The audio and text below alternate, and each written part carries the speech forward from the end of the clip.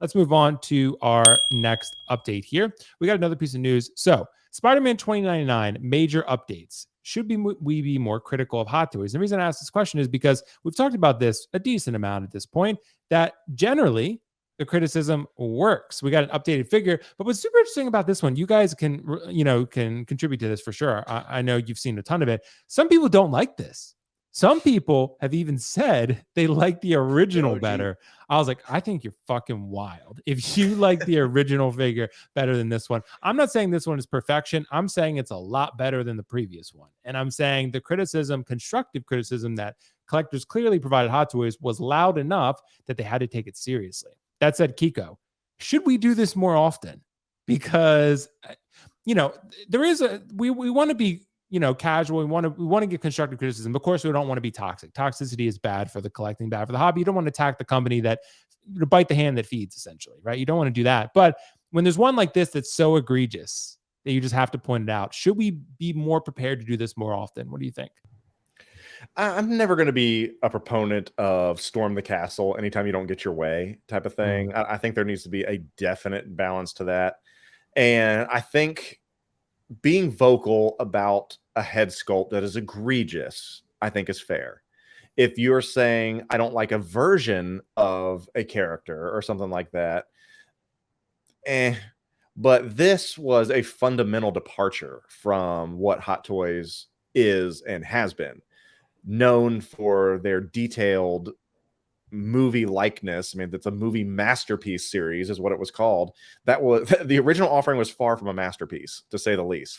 It looked like a Mondo figure, Marvel Legend, whatever you want to call it. The exposed joints were very, very odd. And to see that with a price attached to it, if you were to come out and say, hey, we're going to be doing this, $150 or whatever, check this out, we're going to try this with you. That's fine. But then passing it off as kind of a companion piece to the other Spiderverse figures, that's what was so weird and off-putting. Because it's not like they've not done custom bodies before. It's not like they've done some crazy figures before. I mean, this was a quick turnaround, if you ask me. I mean, it was a couple months, and they put this out there. They obviously know how to do the right thing. I just am baffled why they did it originally and why they thought that was going to fly. I don't know who thought that was going to fly, because we as collectors and these type of people, we pay a lot of money for these products. And I think we have the right to say something, because that's why I've been so vocal about InArt. I feel like I've been extremely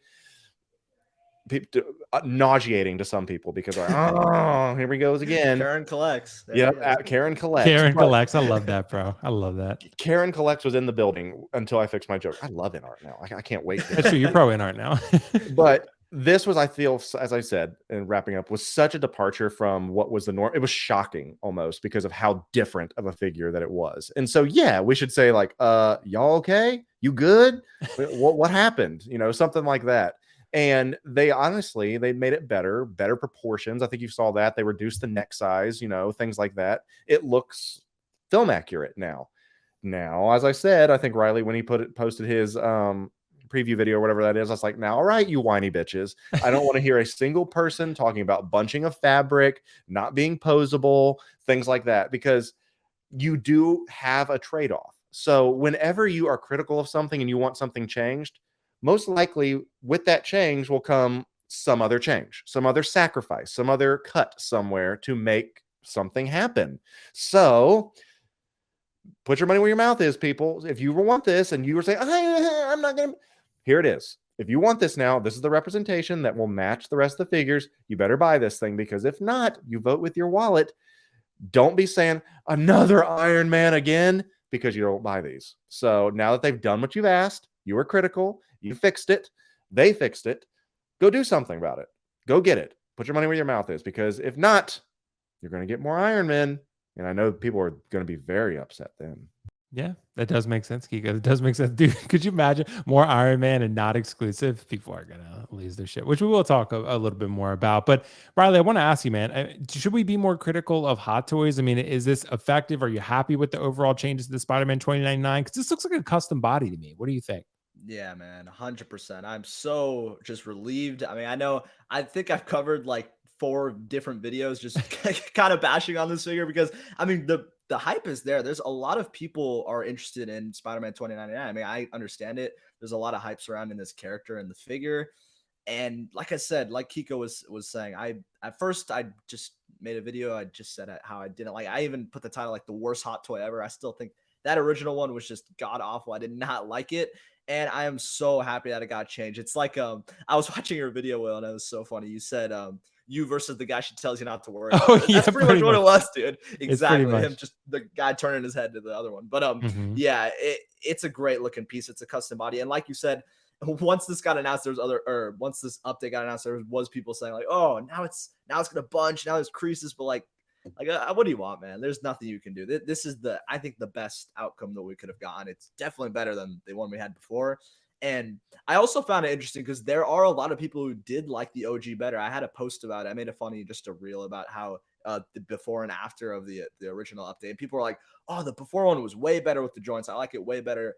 I don't understand this. And some people even said like, I'm canceling it now because of the update. So it's kind of unfortunate. It kind of tells you that maybe Hot Toys they had a market there for articulated figures. I think a lot of those people who collect those are more like people have said Marvel Legends 1/12 collectors. And they're like, wow, like I'm used to seeing joints. This looks awesome. I'm going to get it. But now with the change, you kind of just lost out on that market. But I mean, it's a Hot Toys brand. I think it was the right call regardless. Having this fully fabric suit was just, it's the right call. It looks way better. I like how it has that luminous effect. It's still cool how they included that.